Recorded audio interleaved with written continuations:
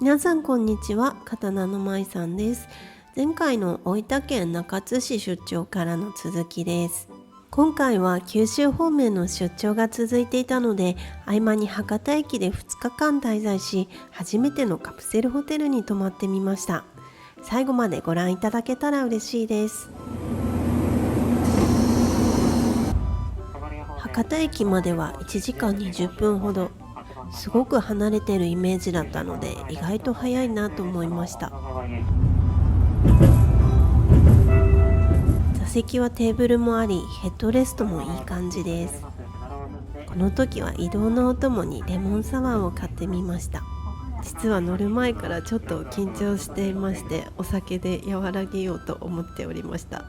小倉駅からは進行方向が逆になるそうで、中津の受講生さんから小倉駅に着いたら座席を回してねと言われておりまして、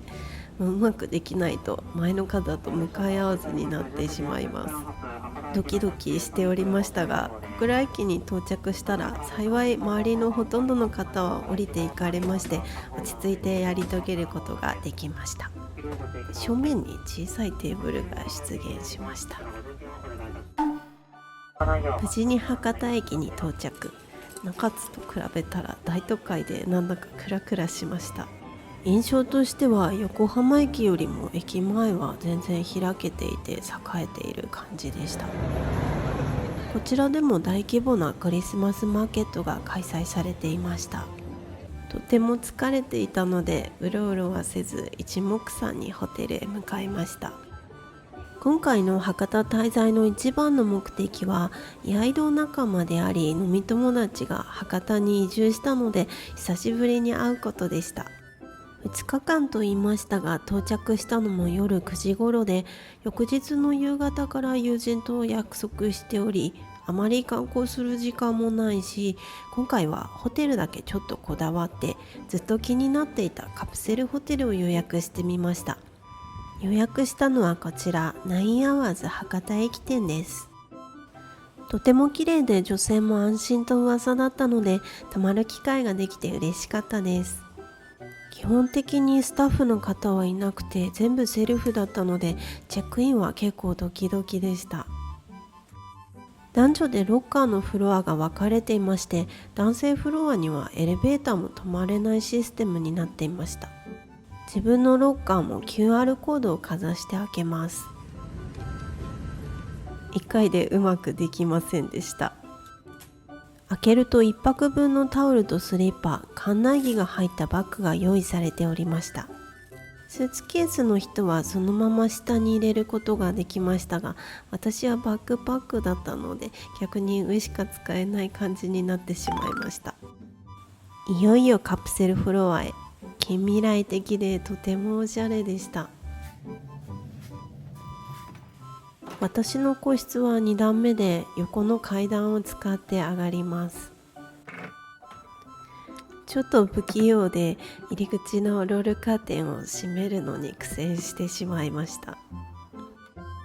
実は私ちょっと閉所が苦手な方なので大丈夫かなとドキドキしてたんですけども、この個室の天井の高さがあったので全然大丈夫でした。枕の上にライトのスイッチと USB ケーブルを直接させるようになっていて便利でした。カプセルフロア開けた瞬間結構明るかったので寝れるのかなってちょっと心配だったんですけれども、ロールカーテンはちゃんと遮光カーテンのようでライトを消すとかなり真っ暗になってました。横になってみましたが、なんか気まずいというか何を言ったらいいかという感じですが、身長は161センチですがまだまだ余裕があります。とりあえず個室のチェックが完了したので夕飯を食べに出ました。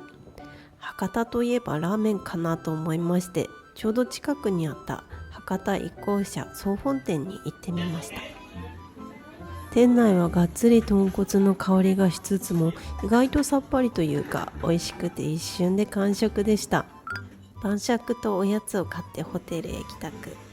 ホテルにはおしゃれなワークスペースもありまして、寝る前にお酒を飲みながら少し作業をしました。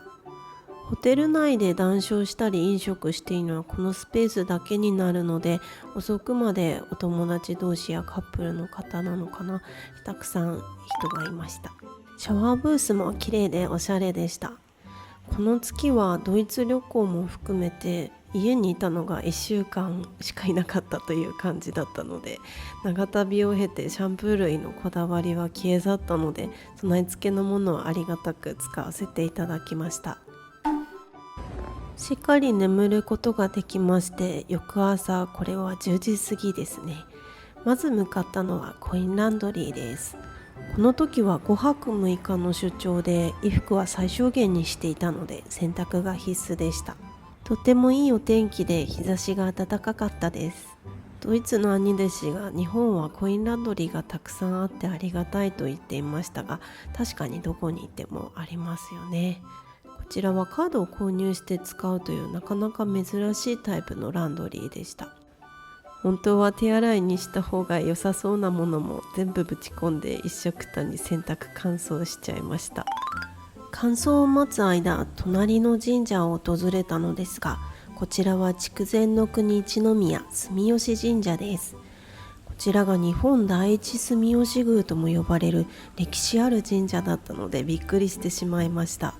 第一というのは全国にある住吉神社の中でも特に古く由緒の深い存在とされていることを意味しています。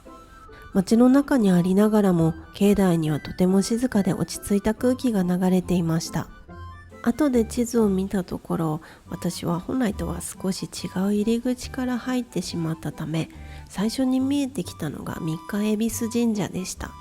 こちらは商売繁盛や福をもたらす神様として知られる恵比寿様をお祭りしているお社です。名前の通り毎月3日にお参りするといいとされていて、地元の方にも親しまれているそうです。そのまま境内を進んでいきますと、途中に見えてきたのがこの唐門でした。江戸時代後期に建てられたそうですが、落ち着いた佇まいの中にも細かな装飾が印象的でした。この門をくぐって進んでいくと、正面に小さな赤い鳥居が連なっているのが見えてきます。ここには白髭稲荷神社と荒熊稲荷神社があり、連なる鳥居をくぐりながらお参りすることができます。白髭稲荷は名前の通り長寿や人生を見守るような意味合いがあり、一方で荒熊稲荷は力強さや商売繁盛、勝負運に関わる神様とされています。同じ稲荷でもそれぞれ少し違った願いが込められているんですね。またここには覗き稲荷と呼ばれる場所があり、小さな隙間から覗くようにしてお参りします。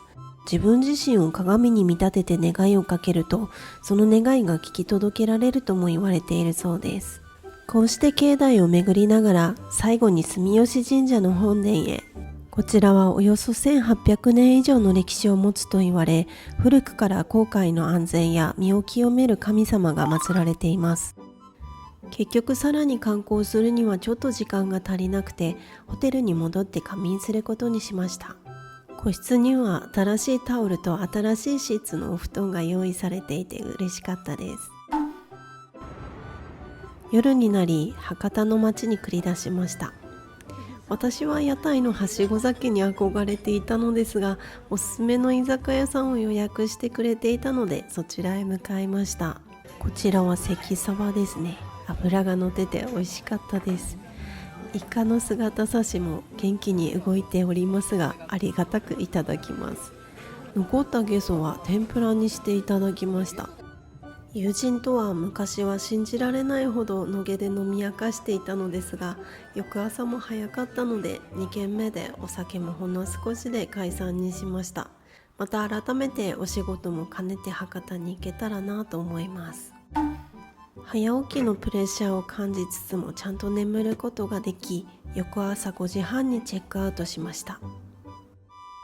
タオルや館内着は返却ポストにポンポン入れて出るだけで楽ちんでした。そういえば館内着をどんなだったか取り忘れてしまいました。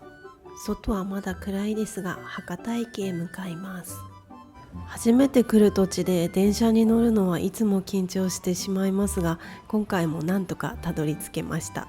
電車で2駅、福岡空港駅です。次の目的地までは飛行機です。果たしてどこに行くのでしょうか。また次も楽しみにしていただけたら嬉しいです。